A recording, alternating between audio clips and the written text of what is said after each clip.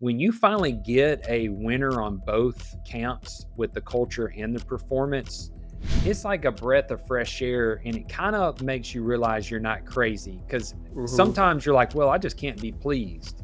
Like, I just need to lower my standards. Yeah. And that is a lie, because there are people out there that will meet the high standard of what you want inside of your business for culture and performance. And when you actually get one on your team, it'll remind you of why you feel dissatisfied with the others. America's backbone was built on blue-collar business grit, grind, and muscle. This is where you stop working for the business, and the business starts working for you. Hey, blue collar millionaires. Chris and I back again. Today we're going to be talking about not only hiring good employees, but keeping the ones that are good and moving on from the ones that just don't fit. So I was telling Chris, I was re-listening. I didn't read it, listening to an audiobook by a member of the Blue Collar Millionaire Group, Brian Gottlieb. He wrote a book, Beyond the Hammer. Brian is a really impressive guy. He's active in the community. He sold his blue collar companies for over 100 million. So there's not a lot of guys walking around who can say that. He's super impressive guy. He wrote a really good book. I really liked it. I did And too. when I really like a book, I'll go re-listen to them. I'll go reread them. I'd rather do that on a ride home than take a chance on another book. I don't know. And if I have notes on it, it really helps me. So one thing that really stuck out to me, because I was thinking about how it applied in my past, and really now, because Chris and I, just as we own a company, we have partners on that, we just had an issue with somebody that got let go. But the four quadrants he was talking about are culture and performers. He was talking about high performers and high culture. Okay, clearly that's a great person. High Mhm. performers, but they got low culture. They're kind of trouble. They don't play by the rules. People don't really necessarily like them. Then low performer, high culture. That's a person who's got a great attitude. They work hard, but maybe they just don't perform well, and what you can do with them. And then low performer, low culture, which is they just need to move on. And I'm going to put a post in Blue Collar Millionaire today, like, how many people got low performer, low culture people still on their payroll? The Yeah, truth is, we had one. it's because it's uncomfortable to let someone go. Hmm. That's why. It's uncomfortable to have that conversation. And here's the thing, this is something I had a very high level human resource guy, Scott Hannes, used to run multi-million dollar companies, big factories. He played in the private equity space for a little while. And he's got his own consulting firm now for businesses. And he told me, he said, Chris, if you'll document, because I had a couple of higher end admin staff that just weren't performing after being hired. And he said, are you documenting it? And I was like, no. He said, start documenting it. He said, you won't feel as uncomfortable when you let them go, and they won't be as shocked. If you don't document, they don't know that they're performing bad most of the time. And then he said, did you have clear objectives? Did you put KPIs? Hey, I expect you to be able to complete this many. I expect you to be at work this many days. Don't miss this many days. Have this kind of uniform on, whatever it is. What is the clarity for that job? They need to know what you expect of them. And then when they don't achieve it, you write them up, and then you start documenting the file with these write ups. And then when the day comes, you let them know, hey, I'm going to let you go find another opportunity because I want you to go succeed somewhere. And currently in this position and at this company, you're not succeeding. So I want you to go somewhere else and succeed.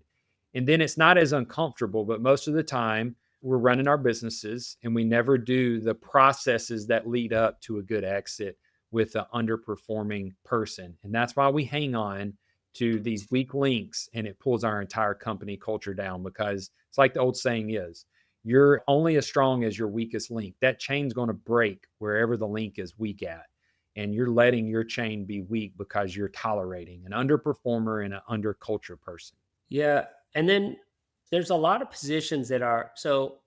Did you, Chris, have you ever had a high performer, low culture? I currently haven't, not yet anyway. Okay. I had several of them. They moved really fast. They got a lot of stuff done. They knew how to handle Mm-hmm. talking to people and everything, but none of them lasted. I had one guy, he was a super high performer. He wasn't super low culture, but he rubbed people the wrong way. He didn't Mhm. buy into stuff. And none of those Created guys drama. really ever last. They just don't. So he talked about it. Brian talked about in the book how a lot of people separate them. They Mhm. put them over here in the corner and they say, hey, they're making me a lot of money. I want to do it. I did it. I did it for a guy who was a friend of mine. He was low culture in a different way. He just didn't play by rules a lot of times. He was hung over a lot of times. Like people see this, they're Yeah. obvious. I had people complain about him, but they knew he was my friend. But he did a lot of things for me that other people wouldn't do. Travel very far, go away for 3 weeks. And I used to always justify it. Once you get rid of those people, it's like you free up energy to go find other high performers that can also be high culture. It's a big mistake I made. And even I do it nowadays. You could do it with virtual assistants. I've had people with the same thing. They're high performers. Whatever their job they're doing it well. They just don't fit in with the team and they don't buy into the thing. It's like they're constantly pushing back on it.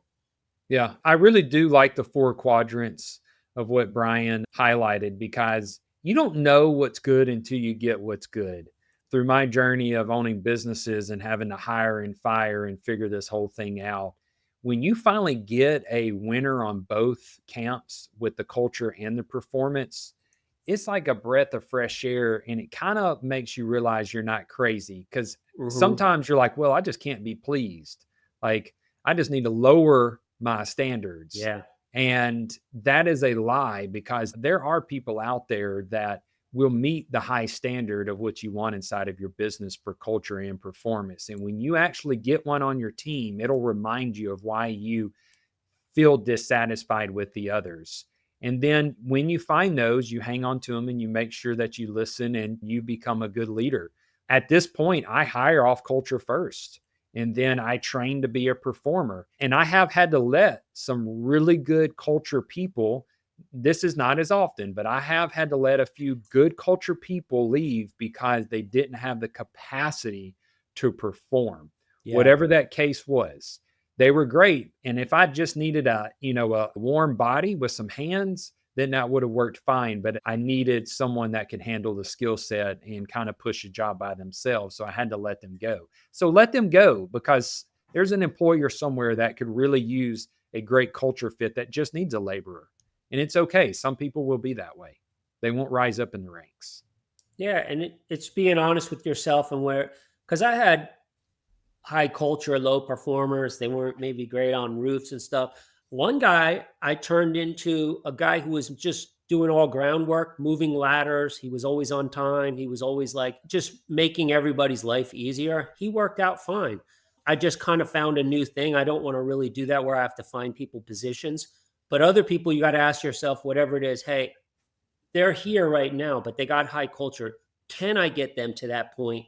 And what type of resources and time will that take? And if you ask yourself, you say, I could do that in this much time and that's acceptable to me. And then you have to talk to Mhm. them about it. And Mhm. this is what I need you to do. So you're almost setting them up in a nice way. Hey, you would need to be here in 30 days. You would need to be here in 60 days. If not, this isn't probably, in a nice way, this isn't going to be a fit because those are the hardest people to let go because they have a great attitude. It's Mhm. easy to get Yeah. rid of somebody who to me, has a shit Yep. attitude Same. and they perform well. Yeah. I almost want to do that. Like, you know, I'll do it immediately. I want them The out of here. My advice, and this is how I handle all of my team, is I can work with a good culture fit. If you don't have the culture piece, though, that's I'm out. I'm not going to spend any time on you because the culture piece is the one thing that is the most difficult to train and turn around. It's bred in them. You can't make that decision for them. They're either going to make that decision for themselves or they're never. And most people never make that transition. They are who they are. It's a mindset piece. And it takes too much effort that you should not be spending. So I hire off culture first, then find performance. If you're hiring someone that's in a technical situation and you need someone that knows how to do it, still hire and interview off a culture, then confirm that they have the technical skills. If you do it the opposite, you're going to shoot yourself in the foot every single time. Culture is dominant in every business. and skill set performance is going to be the secondary. And sometimes you have to get high on both of them when you hire in. But on most blue collar businesses, you can hire a good culture fit with a low performance and train them up, coach them up, give them the SOPs, give them the checklist, give them the in-class training and the in-field training. Stick them with your best performer that knows how to say, hey, this is why I'm doing this every time they do something, because a lot of times they don't know to ask questions of why. And that's why they don't absorb the information, because they're not asking why, and they don't understand the back end understanding of why you do what you do. It's such a powerful thing to give the why. I'm doing this because here's why I'm doing this. Yeah, that's great stuff. And then this is another reason why you want to ask, when you hire somebody, get their past reference of whoever they were working for and contacting them. And a lot of those people are busy and you don't want to bother them. I did that when I felt the guy rushed, or I'd say, hey, I'm just calling about Chris Garrison. Hey, I just got 3 quick questions for you. I'm thinking about hiring him. And they say, okay, shoot. I say, on a scale from 1 to 5, 5 being the highest grade, 1 being shit, what would you say his skill set is? And they'd be like 3. And then I'd say, what is his attitude like? Do you like him? He shows up and he's got a high culture. And they're like, oh, 5. And then I always throw in one, like, for me, because I hate people being late, 1 to 5 on coming on time. I remember this guy says 1. And it was game over because he gave me good scores on the other one. But to me, that doesn't work. So you can just ask people. That's one way to do it. Chris, what about when we were talking about how to find these guys? Maybe they don't have, how can you find them at high schools, at trade schools, like these young people that maybe they're mechanically inclined or they have some soft skills already, but what would you do to find somebody who's a high culture fit, who's going to have a great attitude? Well, earlier you mentioned the guidance counselor. I would say also coaches, because they've learned some discipline on most sports teams. I know other successful business owners that have hired based off of the culture. And they said, I got some really great recruits from the coaches in the high school sports teams, and I would come in and teach them the skill sets. So the guidance counselors, if you got a trade school, reach out to them and say, hey, here's what I got. I'm looking for the people that you feel like has an excellent attitude, but doesn't plan on going to college, because I would love to bring them in, train them, and hopefully create a great career path for them. I know HVAC technicians, company owners, HVAC, that recruit, and they say they've had a lot of success. And then they stick it with their veteran guys, and the veteran guys are teaching the new recruits the skill sets. And in 2 to 3 years, they have a really good technician that didn't have a bunch of bad habits from a prior work position with a different company, because they'll learn. They'll think it's okay to show up late. But if that's their first job with you, you're teaching them the standard. Yeah. And you could do a couple things. So I like, calling up a guy, kind of calling up whoever, and then just saying who, might be mechanically inclined, has a great attitude, you really like them, and maybe college isn't the right fit for them. And they'll tell you 1 or 2. I was telling Chris, my buddy said somebody gave him like 12 one time. He knew that wasn't going to work because there's no way there's 12 of them, because you need a little bit of a skill set too. But you can also do, depending on how your office is set up and everything. Chris, you got a great one for doing it. You could bring those people to an after hours little get together party at your office. And then what our buddy Ray was doing, who was just on Elite talking about his big exit, he would bring them, do that a lot, like every quarter, bring multiple people. And then he would talk to them, but all his team members would interact with these people. And then he'd go back and get feedback. And I'll tell you, I did something like that too. And team members love to give feedback. They feel, don't you feel good if the boss is saying, hey, I want you to go talk to this guy, and I want you to tell me what you think. Is he a good fit? Is he like you? Oh, they'll do it for you, and you'll get a lot of feedback. Can you see this person riding in a truck with you? Could you see this person at a pool party with us? Is he going to be a good fit? Let me know. Something that stuck out to me that I learned from a Fortune 500 company when I was selling cars. I had a W-2 job for 2.5 years and middle 20s. And when I went in for the interview, I was interviewed by 3 different individuals.